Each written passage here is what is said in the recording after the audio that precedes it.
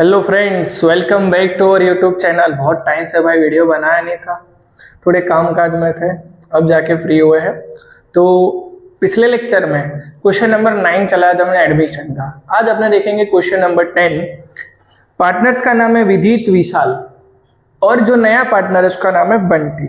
अब देखते हैं इसमें क्वेश्चन में कहना क्या चाहते हैं। ओके, अब ये वाले क्वेश्चन में नॉर्मली हर एक क्वेश्चन में अपने को ओल्ड रेशियो न्यू रेशियो देके रखा होता था। अब ये ऐसा क्वेश्चन है जिसमें सेक्रीफाइस रेशियो दिया नहीं है, लेकिन उसके लिए कुछ पॉइंट है, तो उसको खास ध्यान से देखना, कहना क्या चाहता है। पॉइंट स्टार्ट करते हैं फर्स्ट वाला में। पहले ओल्ड रेशियो देके रखा है 2:3, तो फर्स्ट वो लिख लेते हैं। न्यू रेशियो के लिए कुछ भी इंफॉर्मेशन है नहीं। अब नहीं है तो उसका मतलब ये नहीं कि भाई 1:1 रख दो सर, ऐसा नहीं होता। ध्यान से देखना इसमें कैसा करना रहेगा सम को।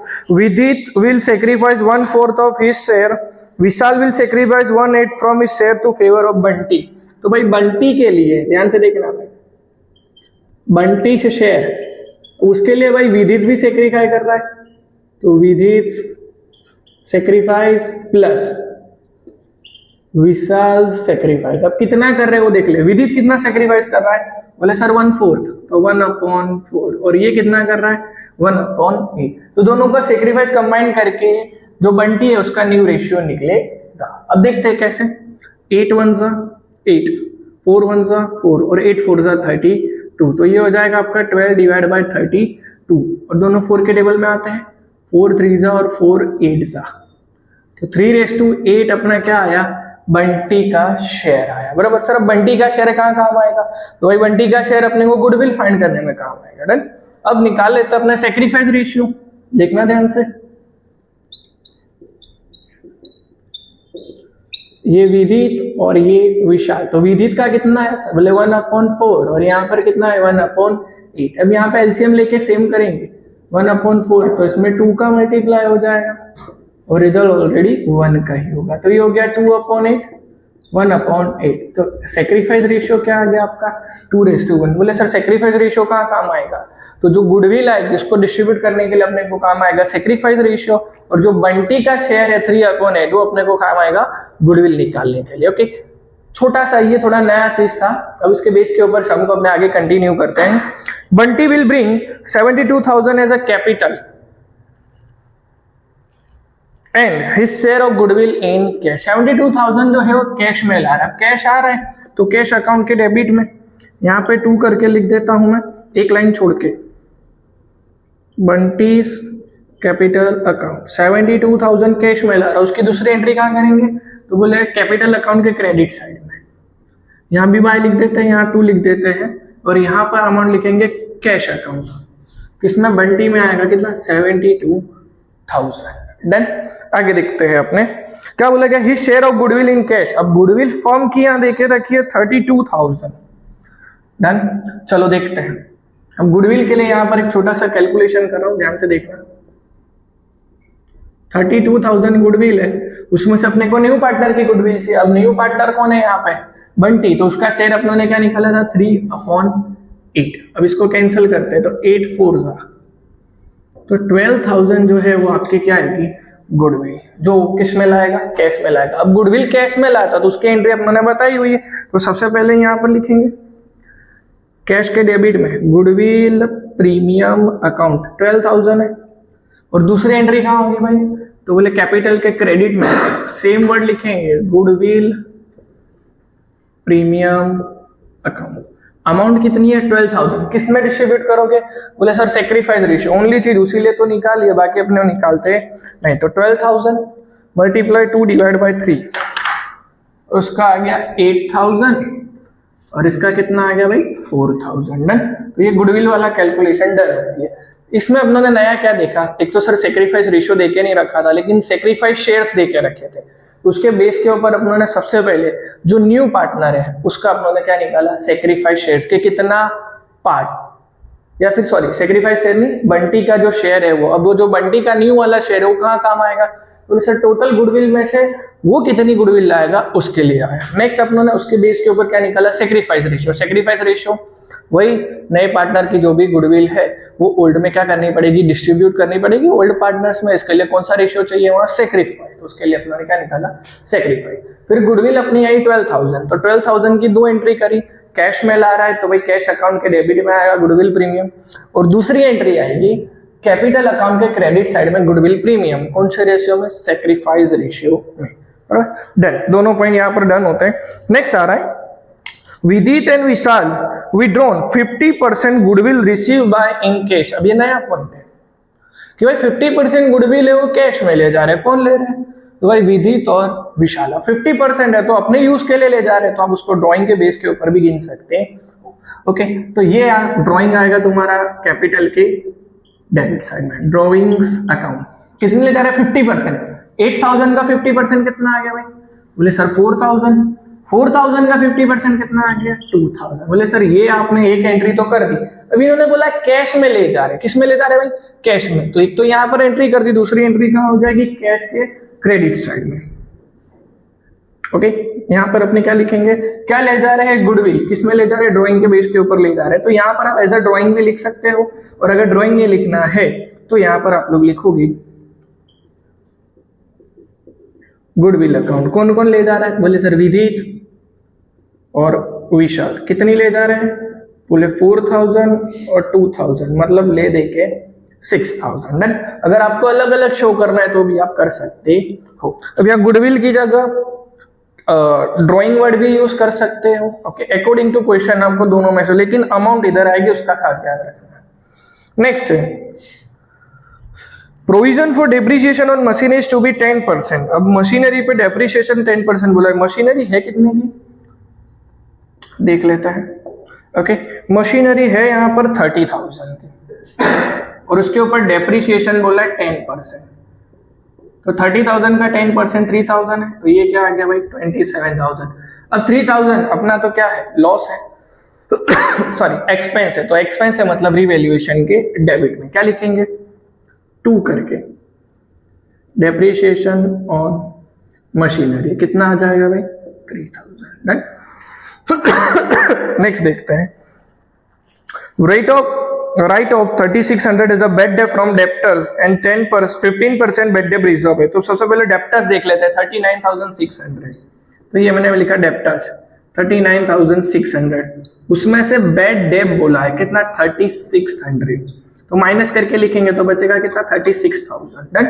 अब उसके बाद क्या बोला है, बैड डेट रिजर्व कितना बोला है 15%, तो कुछ नहीं 36,000 का 15% कर देते हैं, तो 5,400 हो रहा है। कितना हो रहा है भाई 5,400। अब उसको माइनस करके अपने बाहर लिख देते हैं 30,600। अब देखो प्रोविजन आपको बेड डेप रिजर्व का मिलेगा, बेड डेप का मिलेगा नहीं, तो बेड डेप कितना है फर्स्ट 3,600, तो उसको मैं लिख दूं, बेड डेप अपने लिए ऑलरेडी नुकसान है, तो बेड डेप अकाउंट कितना आ गया 3,600। डन। अब बेड डेप रिजर्व अपना यहाँ पर आया 5,400। क्या बुक के अंदर बैलेंस शीट में बेड डेप रिजर्व से रिलेटेड कुछ है, तो देखो यहाँ पे लिखा बेड डेप रिजर्व 1,800, बुक में 1,800 है, अपने पास कितना है 55,400, बराबर, मतलब 5,400 सर बेड डेप रिजर्व होना चाहिए था, लेकिन अपने पास कुल मिला के 1,800 बचे, तो 1,800 निकाल देंगे, जो भी बचा है वो अपने को एक्स्ट्रा पे करना पड़ेगा, तो उसके लिए अपने क्या लिखेंगे बेड डेप रिजर्व। देखना ध्यान से, ओके, ब्रैकेट में लिख देता हूं कितना है 5,400 है, उसमें से 1,800 अपने क्या कर देंगे भाई माइनस कर देंगे। डन। इधर भी कितना बचा 3,600। ओके, कैलकुलेशन देख के करना है भाई, बाय चांस कोई मिस्टेक ना हो। कैसे, फिर से समझा रहा हूं, बेड डेप रिजर्व यहाँ पे कितना था 5,400, बुक के अंदर ऑलरेडी अपने को बेड डेप रिजर्व के लिए देके रखा 1,800, तो 5,400 में से 1,800 माइनस कर दिया तो कितना बचा 3,600। डन। नेक्स्ट आ रहा है market value of investment is 9,000 which is recorded in the book. अब इन्वेस्टमेंट कितने के पहले वो देख लेते हैं, 18,000 का, अब डिक्रीज हो गया, कितना डिक्रीज हो गया 9,000, तब जाके 9,000 बचे, अब देखो इन्वेस्टमेंट से अपने को नुकसान हुआ है, तो बोले सर कितने का नुकसान हुआ, तो यहाँ दिख रहा है 9,000 का नुकसान। अब इन्वेस्टमेंट से रिलेटेड कोई रिजर्व है, तो यहाँ पे बोला गया सर इन्वेस्टमेंट के रिजर्व है 7,200।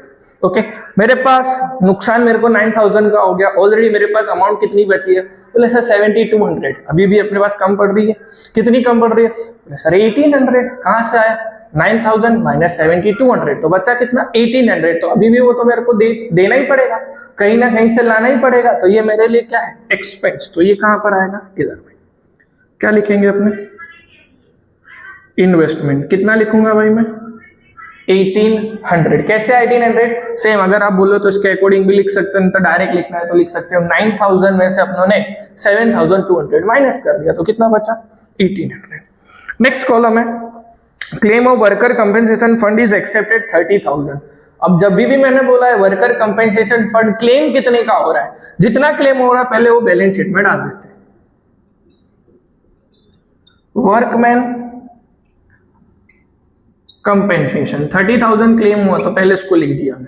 अब क्या बैलेंस शीट के अंदर वर्कमैन कंपेंसेशन है, तो देखते हैं। सर बैलेंस शीट में वर्कमैन कंपेंसेशन है 24,000। कितना है, 24,000। हुआ कितने का क्लेम, 30,000। अब यहां पर भी यही लोचा कि सर मेरे पास मैंने बचा कुचा के रखा था 24,000, लेकिन हो कितना गया भाई 30,000, तो 6,000 तो ज्यादा हो गया। अब 6,000 मुझे लाने पड़ेंगे, मतलब ये भी अपना क्या है, तो ये भी कहाँ आएगा, रिवैल्यूएशन के डेबिट में। कितना आएगा, वर्कर्स कंपेंसेशन फंड।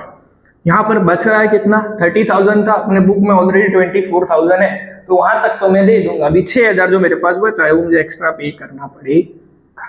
नेक्स्ट देखते हैं, 10% creditor are not to be paid. अब क्रेडिटर है, देख लेते हैं क्रेडिटर कितने के है, बोले सर 30,000। अब उसमें से मुझे पेड नहीं करने हैं, मतलब ओके पेड नहीं करने मतलब डिक्रीज हो जाएंगे, सीधी सी बात है। कितने डिक्रीज हो जाएंगे, 3,000। तो बाहर कितना आ गया, 27,000। 10% बोला है। बट अब जब मेरे को 3,000 कम पे करना है, मतलब मेरी लाइबिलिटीज क्या हो रही है, कम बढ़ रही हो, तो मेरा तो फायदा हो रहा है, तो ये कहाँ पर आएगा, रिवैल्यूएशन के क्रेडिट में। याद रखने का भाई वर्ड सिर्फ क्या लिखेंगे यहाँ पे, ये क्रेडिटर्स अकाउंट। कितनी अमाउंट आएगी, तो बोले सर 3,000, लिख दिया 3,000। डन। यहाँ पर अपने जितने एडजस्टमेंट है सब डन होते हैं। अब अपने चलता है बैलेंस शीट की साइड। अब आते पहले लाइबिलिटी साइड, तो उसमें कैपिटल है, कैपिटल है तो सीधी सी बात है फर्स्ट कॉलम में है बैलेंस ब्रॉड फॉरवर्ड। विदित की है 48,000 और इसकी है आपकी 60,000। डन। तो दोनों चीजें अपनों ने लिख दी। अब आ रहा है कंटिंजेंसी रिजर्व। जो रिजर्व है तो डिस्ट्रीब्यूट करना पड़ेगा। अब मैंने आपको बोला है लाइबिलिटी साइड कुछ भी हो तो क्रेडिट साइड कैपिटल के, असेट साइड हो तो डेबिट साइड ऑफ कैपिटल। चलो कंटिजेंसी रिजर्व 9,000 है। कितना है, 9,000। अब बोले सर ये रिजर्व सरप्लस है, इनको कौन से रेशियो में डिस्ट्रीब्यूट करना पड़ता, तो ऑलवेज बोला हुआ है मैंने पहले से कि जितने भी बैलेंस शीट के अंदर के रिजर्व बचे कुछ रहेंगे उनको ओल्ड रेशियो में डिस्ट्रीब्यूट करना है। तो अपने पास अमाउंट कितनी बच रही है, बोले सर 9,000 बच रही है। अब 9,000 को किस में डिस्ट्रीब्यूट करेंगे, 2:3। डन। चेक कर लेते हैं, 9,000 मल्टीप्लाई 2 डिवाइड बाय 5,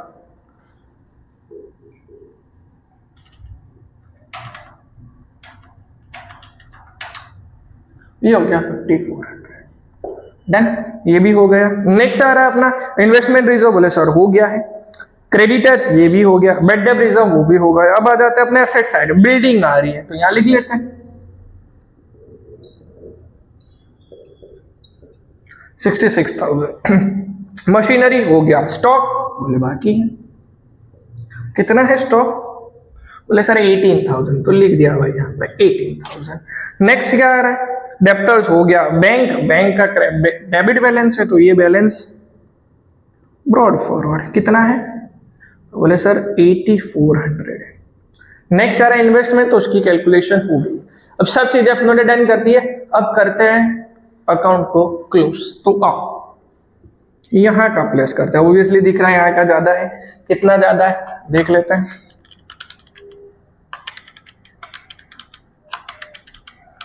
इधर आ रहा है आपका 18,000, इधर भी आ रहा है 18,000। अब बच कितना गया, बोले 15,000। तो ये आपका इस तरफ आ रहा है, मतलब ये आपका क्या है, डिविजिबल लॉस। अब डिविजिबल लॉस है तो किसमें डिस्ट्रीब्यूट होगा, 2 ही पर्सन में, क्योंकि ओल्ड पार्टनर तो वही है ना, विदित और विशाल। ओल्ड रेशियो में डिस्ट्रीब्यूट करेंगे, ध्यान रखना 15,000 मल्टीप्लाई 2 डिवाइड बाय 5, तो ये आ गया आपका 6,000 और ये आ गया आपका 9,000। अब ये कहाँ जाएगा? अब देखो डिविजिबल प्रॉफिट होता तो क्रेडिट साइड आता है, लेकिन ये डिविजिबल लॉस है तो कहाँ पर आएगा? Debit side. लिखेंगे वही वर्ड, डिविजिबल लॉस कितना है? 6,000 और ये आ गया आपका 9,000। डन। अब इसको टैली कर लेते हैं, आ जाओ। 72,000 आ रहा है और इधर भी सेम टू सेम 72,000 आएगा। अब यहाँ पर कम पड़ रहा है तो बैलेंस कैरी फॉरवर्ड करेंगे। कितना कैरी फॉरवर्ड करोगे? बोले सर 72,000। अब इसको प्लस कर दें, 64 और ये हो गया 69,400। डन। अब नेक्स्ट वाला यहाँ पर भी कर लेते, ये भी आ गया 69,400। कितने का गैप बचा है देख लेते हैं।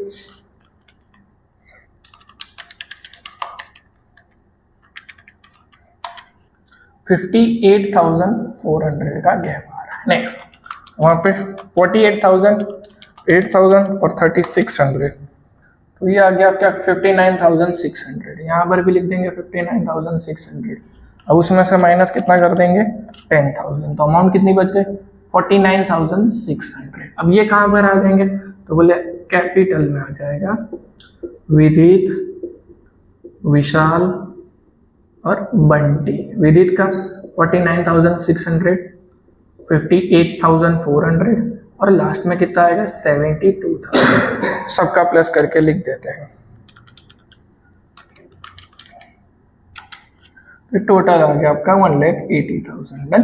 अब एक और चीज बाकी है, कैश अकाउंट का टैली करना, तो आओ उसको भी कर लेते हैं। 8400 प्लस 72,000 प्लस 12,000, तो ये आ गया आपका 92,400। कितना गैप बच रहा है? बोले सर 86,400 का, तो ये अपने क्या लिखेंगे? Balance carry forward. अब ये वाली अमाउंट कहाँ लेकर आएंगे? असेट साइड में लिखेंगे कैश 86,400। अब कर देते हैं इसका टैली, देखते हैं कहाँ तक आती है अमाउंट।